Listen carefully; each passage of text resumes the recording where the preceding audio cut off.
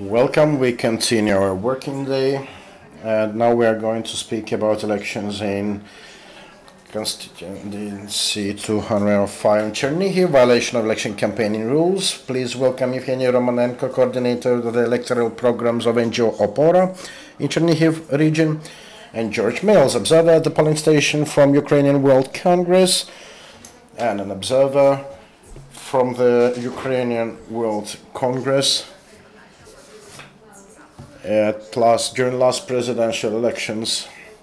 For those in need of translation, please use your headsets because it will be in English.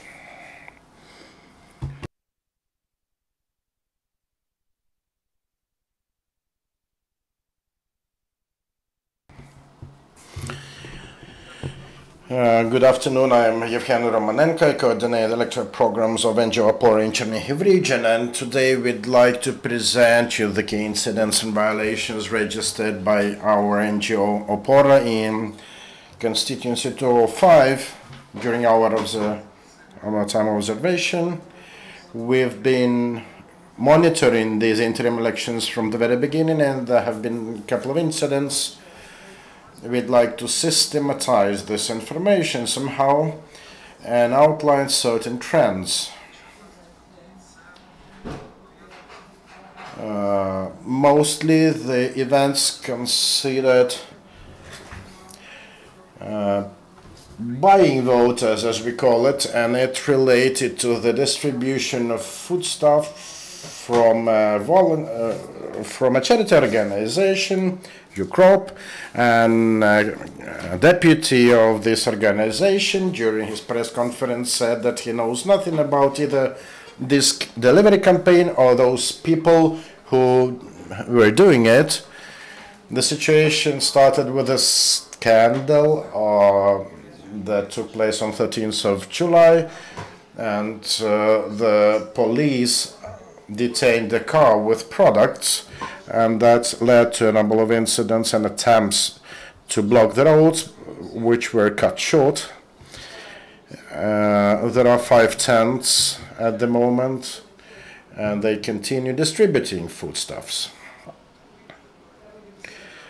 Another leader of the race is Serhiy Berezenko from Solidarnost, who represents the bloc of Petro Poroshenko. He has been also noticed for his rather scandalous campaign. The scandal concerned the so-called social agreements with Serhiy Berezenko. The city is inundated in information with attempts to buy voters and their votes. Yesterday and the day before yesterday, we had 2 court sessions in the city of Chernihiv initiated by the Democratic Alliance Party, and the party representative, Mr. Andreychenko, was personally present at these sessions. They spoke in court that these attempts to distribute foodstuffs were effectively attempts to buy votes, but the court decided there was nothing illegal in that and effectively authorized the candidates to continue their endeavors.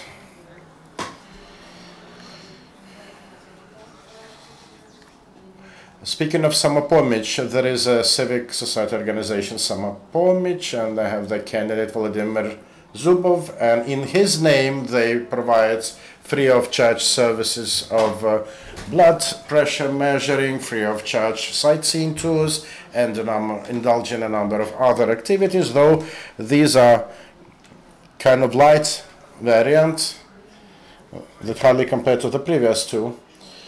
As regards distorted competition, we have seen episodes of black PR and mudslinging, though they are not as prominent as they were at previous campaigns. One of the first examples is this summons signed by head of the election headquarters of UCROP party, Mr. Parasyuk. Check here newspapers. they were just scattered. The whole city was littered with them, and these contains contact information, real information of those who've signed social agreements with candidate Berezuk. There were such interesting examples of polygraphic production, different sort of sketches against candidates. There was a campaign against external promotion campaign of Mr. Korban. It is still hard to say how it will develop further. In terms of outdoor campaigning, there are cases of illegal placement of materials in transport, on streets. And a couple of words about the incidents that have been the biggest media splash. First of all, it concerned attempts to extract all submissions to the District Election Commission and involvement of the local prosecutor's authority, and only thanks to civic activists' involvement it became possible to return the documents back to the Commission. The next incident took place when representatives of Korban raided the headquarters of his opponent in search of compromising materials of his attempts to buy votes. The most fresh case concerns a cockfight between representatives of Oleg Leshko's Radical Party and a group of supporters of candidate Alexei Durnev. They had a brawl during a press conference that resulted in a fight. And the most outrageous fact was the detention of a vehicle from Korban headquarters, by Korban headquarters representatives, who claimed they detained the car belonging to the supporters of Berezenko with some money for distribution, documents, and other things. And more detailed report you will be able to hear tomorrow at Union News Agency at 12:30. Thank you for your attention. Folks, my name is Captain George Patrick Mills III. I have spoken here on a couple occasions and appeared on various interviews on Ukrainian television in the past, dealing as an aviation expert, a Boeing expert, regarding Air Malaysia. What I have also done is, let me back up a little bit. About 10 years ago, I had flown with a co-pilot who said that his father was about to retire and move to Ukraine. And I said, Ukraine, that's somewhere over there. And most people in the world 10 years ago, even 5 years ago, really did not know very much about Ukraine or even where it was located. At this point in time, pretty much all the citizens of the world know where Ukraine is located and know of the problems that, the numerous problems that have arisen and are ongoing in Ukraine. I had been a foreign election observer on 2 occasions. First at the presidential elections, and the second time for the elections for the Rada and the other national offices that were available at the time. To be a foreign election observer, you are given classes on the election laws of the country, so you know what constitutes a violation and what doesn't constitute a violation. I had heard about some of the problems that were ongoing in Chernihiv, and people went to show me photos and videos, and I said, I'm from Missouri, show me. And what I did is last week on 2 different occasions, I myself had driven to Chernihiv, and I witnessed many violations with my own eyes. And these are photos that I had taken, which mirror what you had just seen on the slides. Мой по-русски, мой украинский очень плохо. Okay, I speak very few words in English. I understand very few words in Russian. But when I see the coloring on the tents of where the products are being given away versus the color of the tents where the political party is located, to me, I can draw an association. What I did is, as soon as one of the pensioners had left the tent with the products, I had taken a photograph of the contents. It contained some barley, some wheat grain, some sunflower oil, and some protki, I believe, the little salty fish. That evening, I went to Metro, and with the help of the supermarket Metro, with the help of their manager, established the price on the 2 grains. And then this past Monday, had put in a phone call to the manufacturers of the sunflower oil and the manufacturers of the salty fish, and got prices from them on what was the value of their products that were in the bag. Also, another photo of contents of a different bag. But of the bag that I had shown first, the photo of, the prices came out to be 59 grivnas, 0.08 kops, or 8 kops. If you look at Article 74.14 of the Election Code, it says no more than 3% of the monthly minimum wage shall be given. 3% of the monthly wage comes out to be 36.54 grivnas. So you can see there's 62% more than the law allows, the election law allows. And it's also a violation of Article 160 of the Criminal Code.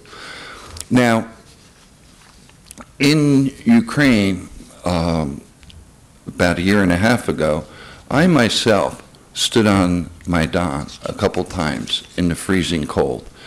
There were many, many people. The majority of Ukrainians were in support of changing the government. They wanted to get rid of corruption. They wanted a true democracy like is present in the United States and many of the other European countries. But the basis of a democracy is that it expresses, the government expresses and follows the voice, the will of the people. About 238 years ago, in the United States, my country, we had our War of Independence. We had some advantages then. We were a young country, and we didn't have all the problems that Ukraine had ingrained over centuries that you now have to change. So it's, in a way, it's easier for the United States to have made their advances toward a true democracy compared to Ukraine. It's a tougher road for Ukraine. I have observed some great changes in Ukraine. Two I'll just point out is the openness of the laws regarding property ownership. Now, who owns what piece of property is available to anybody. So no more taking dirty money and hiding who owns that property. That is a very big step forward. Another great step is the new police that everybody is now seeing for about the past 2-3 weeks on the streets of Kiev. I have spoken to a few of these new police. They are professional, they are courteous, and they will not disrespect the oath that they have taken. They are dressed professionally. They're riding around in new police cars to get to accident scenes, to patrol better. Those are two great changes that I have seen. Currently, in the United States, the elections for a new president will be in about 15 months. Starting about 6 weeks ago, different candidates that are running for, want to run for president, have started their campaigns. And there's a lot of heated debates, to put it mildly, that the voters, read about in the news. Okay, everybody is expressing their views. Okay, the different candidates are expressing their views. Now, in the United States, there's a whole lot more money available to the candidates and the political parties than to the candidates and political parties of Ukraine. But there is one line in the sand that no candidate, no political party would ever dare cross, and that is either the direct buying, bribery, or indirect buying of voters' ballots. In the United States, we have many good watchdog groups that oversee election processes, that oversee the behavior of our candidates once they do attain office. In Ukraine, you have great watchdog groups also, such as OPORA. Ukraine is very fortunate at this point in time that they have the sympathy, the empathy, and the help of many countries around the world in their rebuilding process.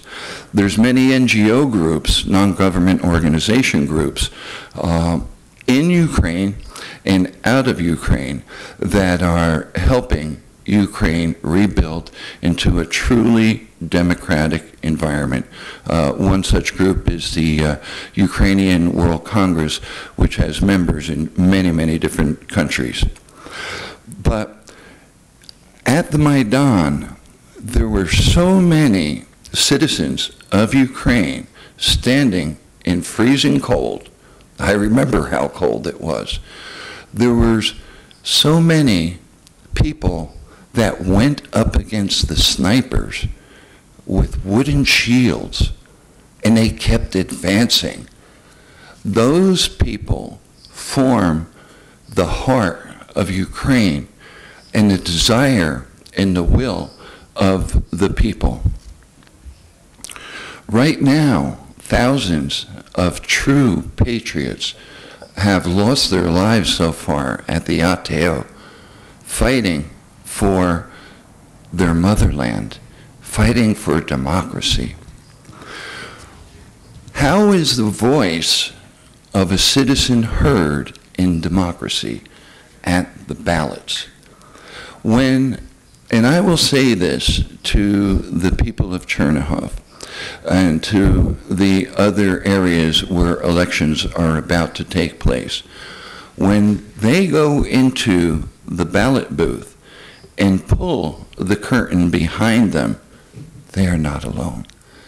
They have scores of the people that were beaten and tortured by the Berkut. They have 100 heroes in that booth with them. They have thousands of people that have died at the ATO.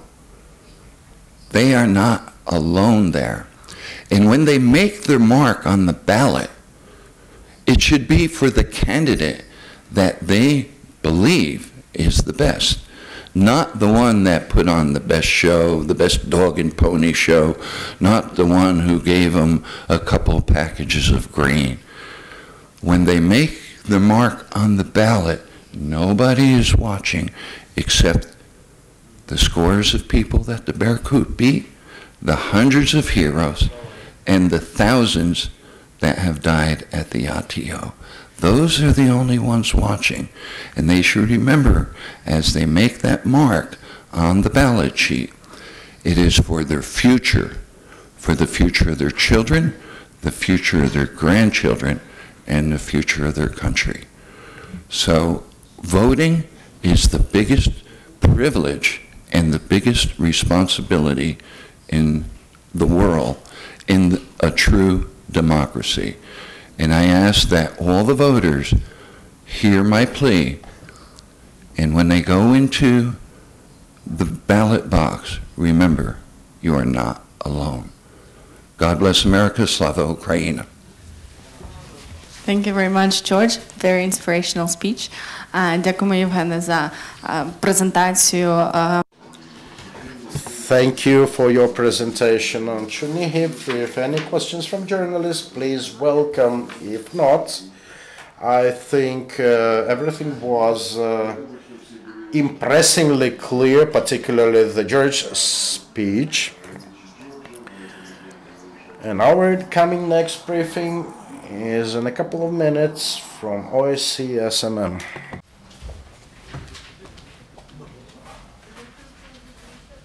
Pass that message along, guys.